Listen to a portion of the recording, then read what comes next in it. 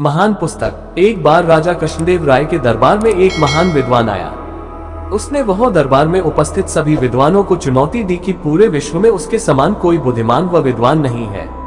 उसने दरबार में उपस्थित सभी दरबारियों से कहा कि यदि उनमें से कोई चाहे तो उसके साथ किसी भी विषय पर वाद विवाद कर सकता है, परंतु कोई भी दरबारी उससे वाद विवाद करने का साहस न कर सका।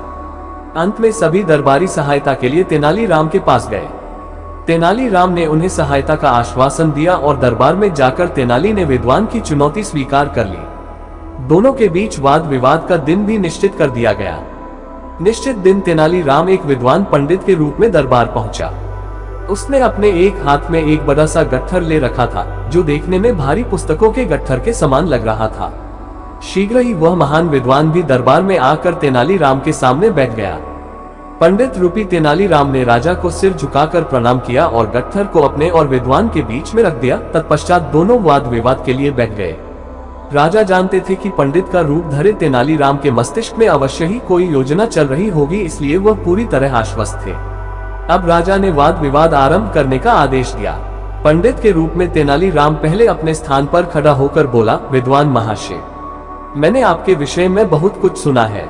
आप जैसे महान विद्वान के लिए मैं एक महान तथा महत्वपूर्ण पुस्तक लाया हूँ, जिस पर हम लोग वाद विवाद करेंगे। महाशय, कृपया मुझे इस पुस्तक का नाम बताइए। विद्वान ने कहा।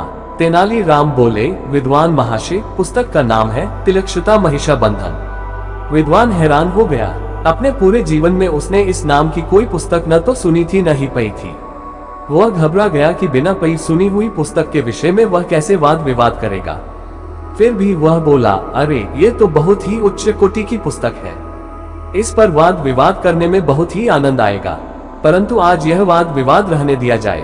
मेरा मन भी कुछ उद्विग्न है और इसके कुछ महत्वपूर्ण तथ्यों को मैं भूल भी गया हूँ। कल प्रातः स्वस्थ व स्वच्छ मस्तिष्क के साथ हम वाद विवाद करेंगे।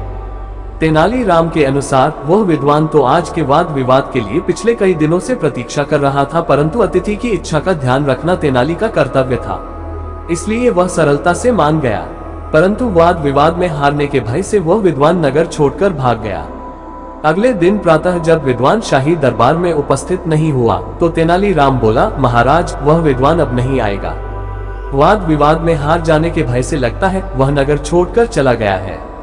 तेनाली, वाद विवाद के लिए लाई गई उस अनोखी पुस्तक के विषय में कुछ बताओ, जिससे कि डरकर वह विद्वान भाग गया। राजा ने पूछा, महाराज, वास्तव में ऐसी कोई भी पुस्तक नहीं है। मैंने ही उसका ये नाम रखा था, तिलक्षिता महिषाबंधन। इसमें तिलक्षिता का अर्थ है शीशम की सूखी लकड़ियों और महिषाबंधन का अर्थ है वह रस्सी जिससे भैंसों को बौधा जाता है। मेरे हाथ में वह गट्ठर वास्तव में शीशम की सूखी लकड़ियों का था, जो कि भैंस को बौधने वाली रस्सी से बंधी थी।